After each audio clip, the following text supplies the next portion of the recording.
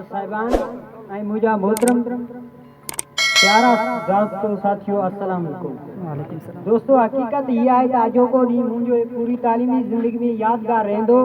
ज़िंदगी जूं कुझु घड़ियूं नाक़ाबिले फरमोश हूंदियूं आहिनि, तंहिं करे अॼोको ॾींहुं बि मूं लाइ नाक़ाबिले फरमोश आहे।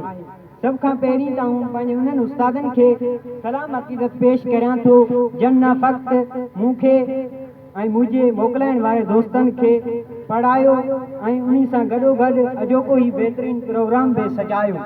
थोरा मां थोरा मुंह ते मारूड़नि जा मुंहिंजा प्यारा दोस्तो ऐं पंहिंजे क्लास जे शागिर्द दोस्तनि तरफ़ां 10 क्लास जे शागिर्दनि खे मोहबत भरियो सलाम पेश करियां थो।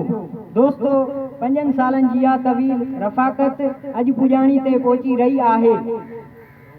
गुज़िरियल 5 सालनि जी इहा संगत इन लाइ बि कॾहिं न विसरंदी जो असांजो मुतफ़िका मक़सद ऐं मंज़िल मक़सूद हमेशह हसूल तालीम रही। असांजे मोहतरम उस्तादनि जूं महिनतूं ऐं काविशूं सिर्फ़ ऐं सिर्फ़ तालीम लाइ रहियूं।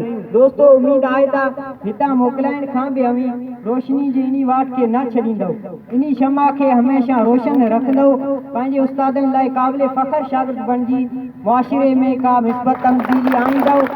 जनाब हेड मास्टर साहब, आख़िर मां हिकु शेर चई पंहिंजा ख़तरात पेश करे मां पंहिंजी जाइ वठंदुसि।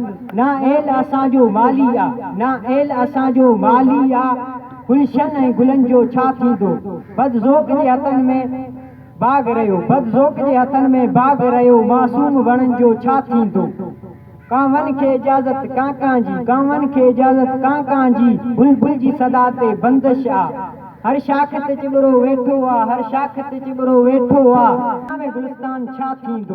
न एल असांजो माली आहे, न एल असांजो माली आहे, मासूम वणनि जो छा थींदो। वस्सलाम साथ सलाम।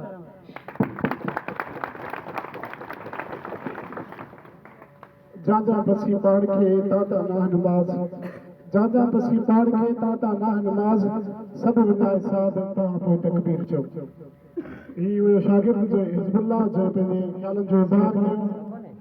हाणे माता दी ताड़न जे विच में दावत ॾींदुसि इन इदारे जे हिकिड़े उस्ताद मोहतरम आसिफ अली शर साहब खे।